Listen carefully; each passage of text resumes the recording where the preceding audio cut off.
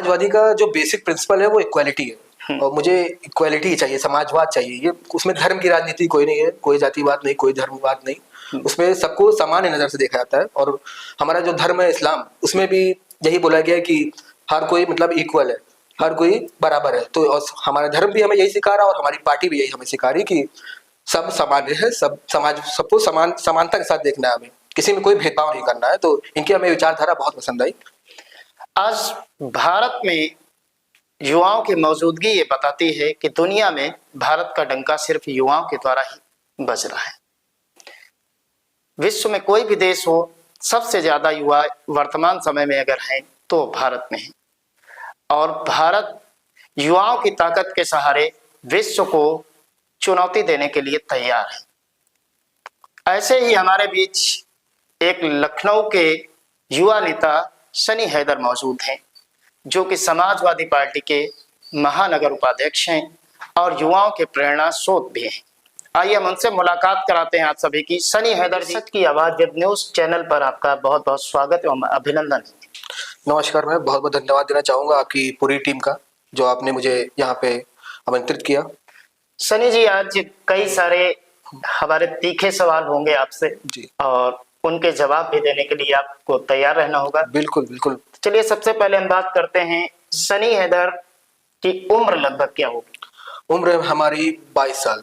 22 साल जी। 22 साल की उम्र आजकल युवाओं में आप देखेंगे तो 22 साल में कई सारे युवा गलत कार्यों में लिप्त पाए जाते हैं, लेकिन सनी हैदर 22 साल की कम उम्र में लखनऊ जैसे जिले के महानगर उपाध्यक्ष हैं समाजवादी पार्टी के। क्या इस पर कभी आपको गर्व महसूस होता है? जी बिल्कुल।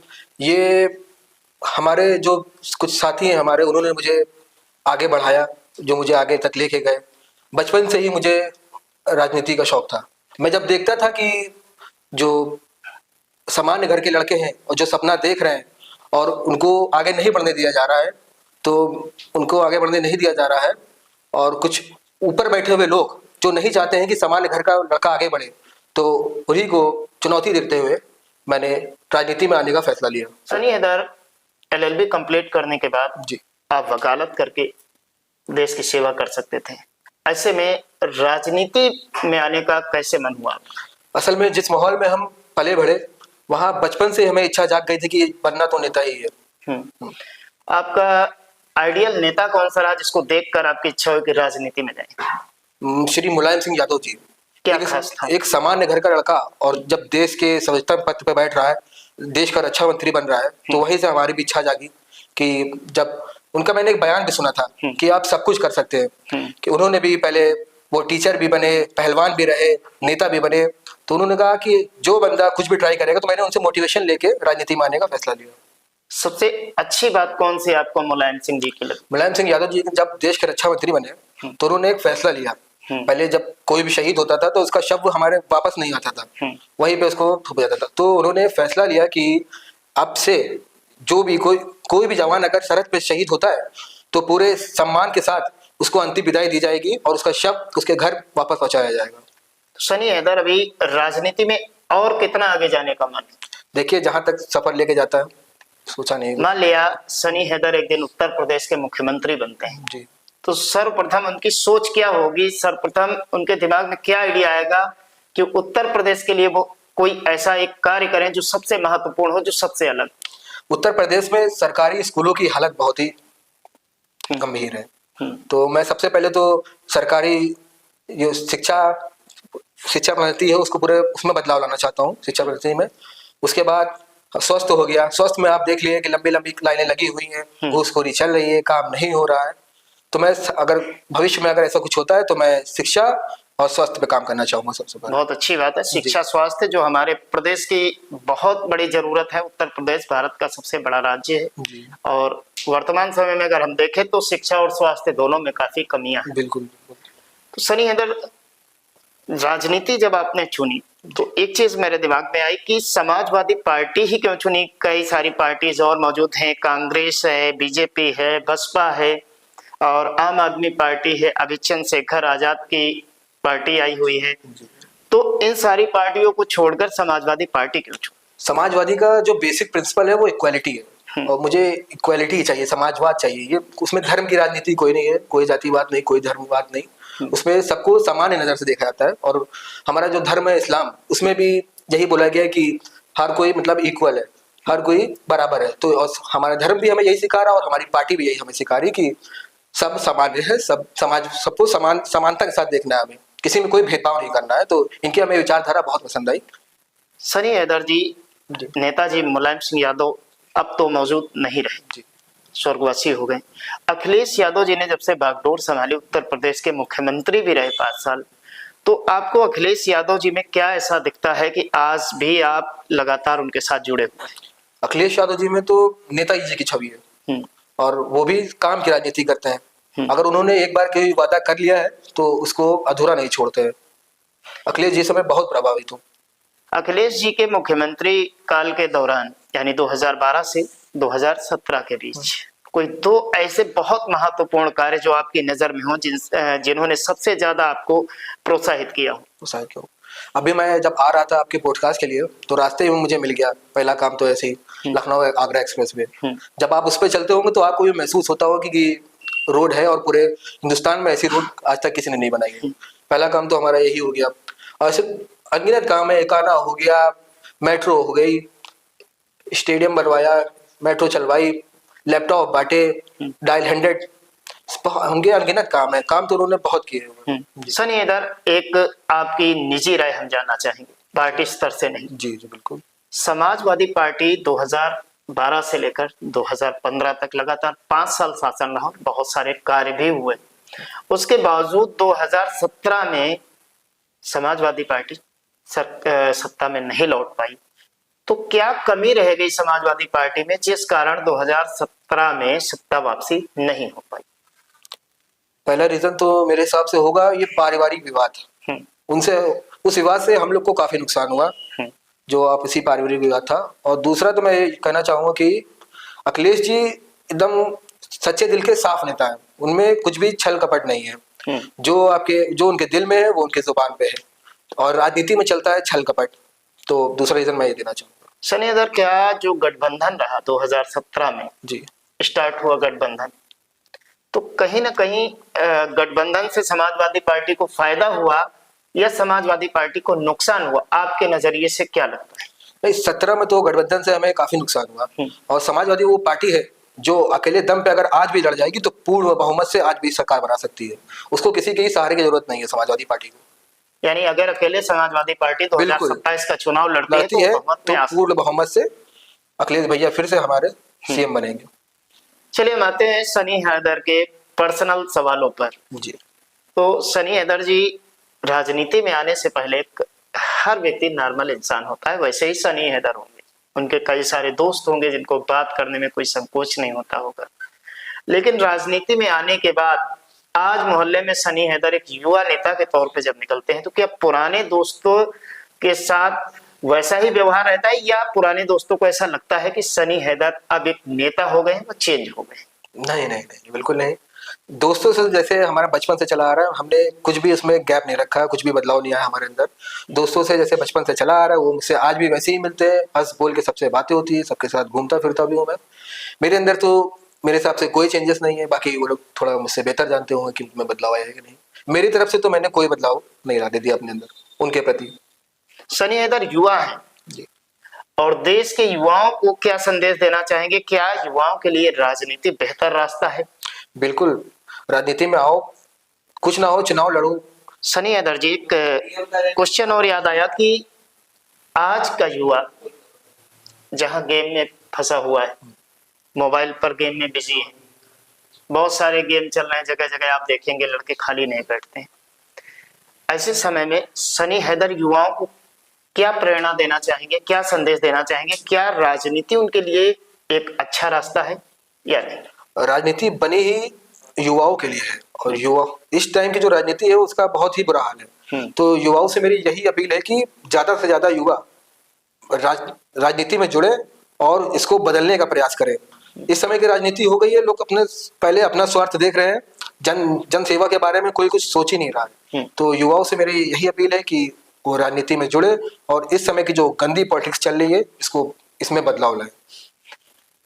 राजनीति में आज अगर आप देखते हैं तो धर्म और जाति दो स्तर पर हमारे देश की राजनीति बहुत ज्यादा चलती है। देश की अगर प्रदेश की बात करें तो बहुत ज्यादा चलती है। बिल्कुल। तो क्या वास्तव में राजनीति धर्म और जाति पर होनी चाहिए या फिर विकास के मुद्दे पर होनी चाहिए?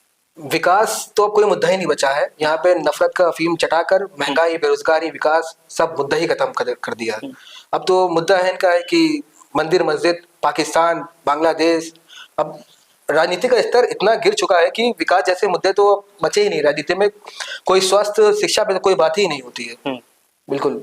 मैं चाहता हूँ कि इसमें बदलाव आए और ये बदलाव युवा ही ला सकते हैं। जब ज्यादा से ज्यादा युवा राजनीति में जुड़ेंगे, समझेंगे, तो उम्मीद करता हूँ एक ना एक दिन ये गंदी राजनीति समाप्त होगी।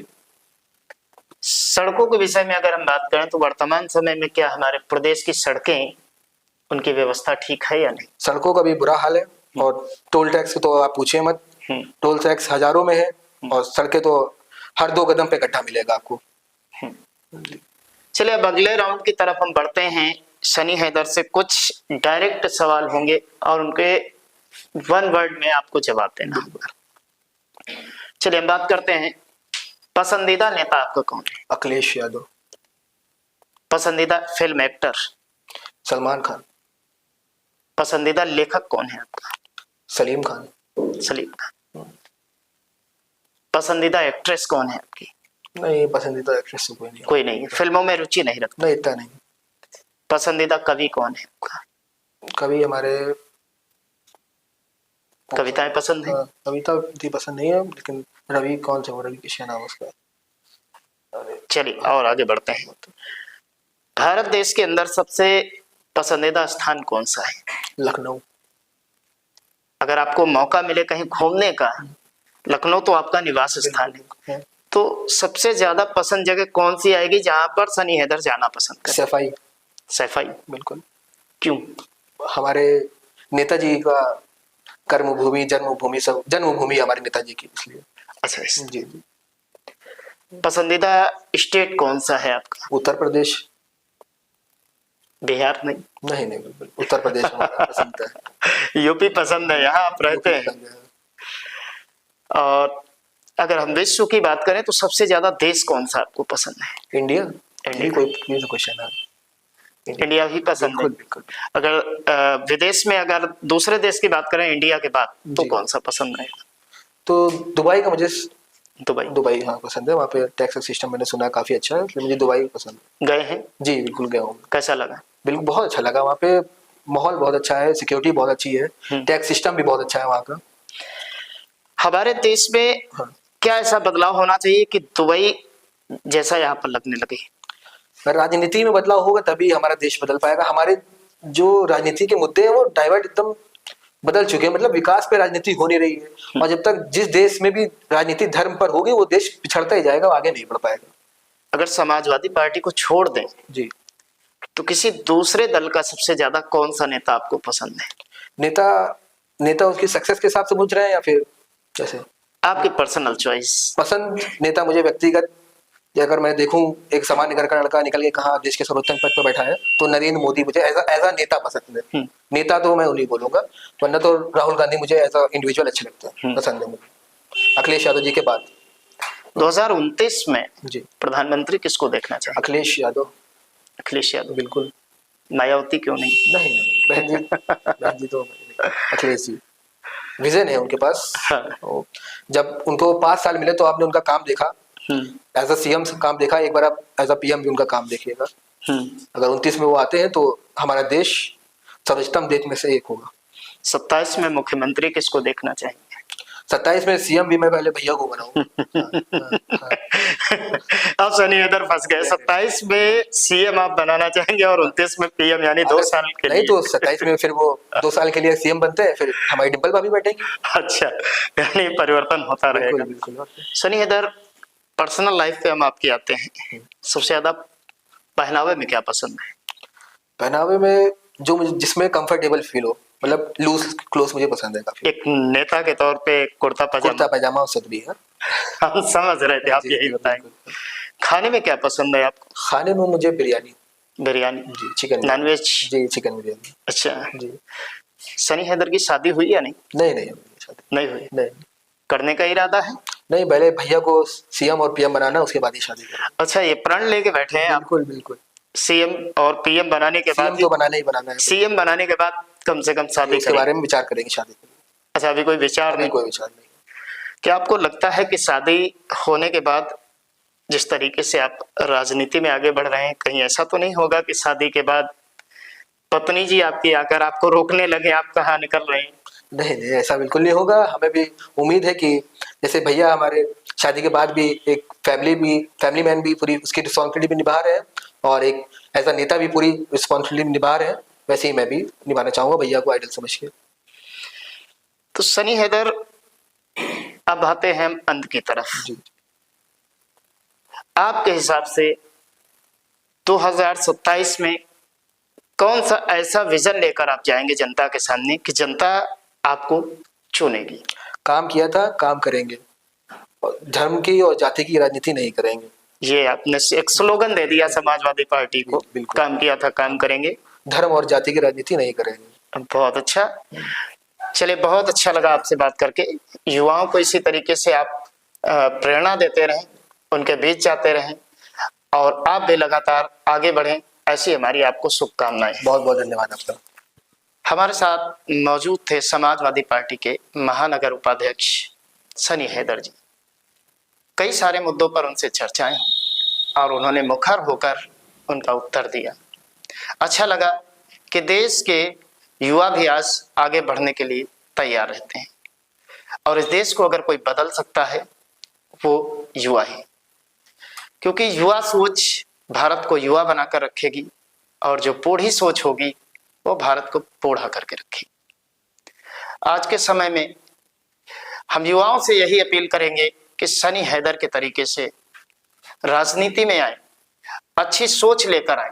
राजनीति में सिर्फ इसलिए ना आए कि वो अपना स्वार्थ हल करेंगे, कि एक बार अगर विधायक बन गए तो अपना और अपनी फैमिली का सिर्फ पहले ध्यान रखेंगे और जनता का बाद में।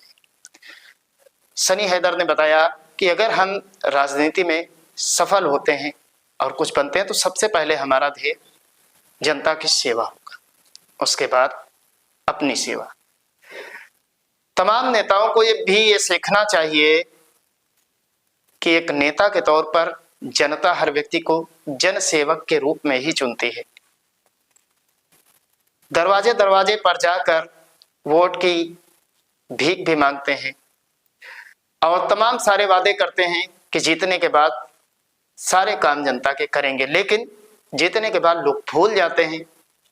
ऐसे लोगों को चुनने से पहले 10 बार सोचें। और आने वाले समय में 2027 का चुनाव भी आ रहा है। देश के युवाओं से ये खास अपील है कि नेता अपनी इच्छानुसार चुने, किसी के बहकावे में आकर ना चुने, और किसी लुभावने वादे पर अपना नेता ना चुने, क्योंकि 5 साल के लिए आप नेता नहीं, एक सेवक चुने जो आपकी हर समस्या पर आपके साथ खड़ा हो। इसी के साथ मैं आपसे विदा लेता हूं, फिर आपसे मुलाकात होगी अगले एपिसोड।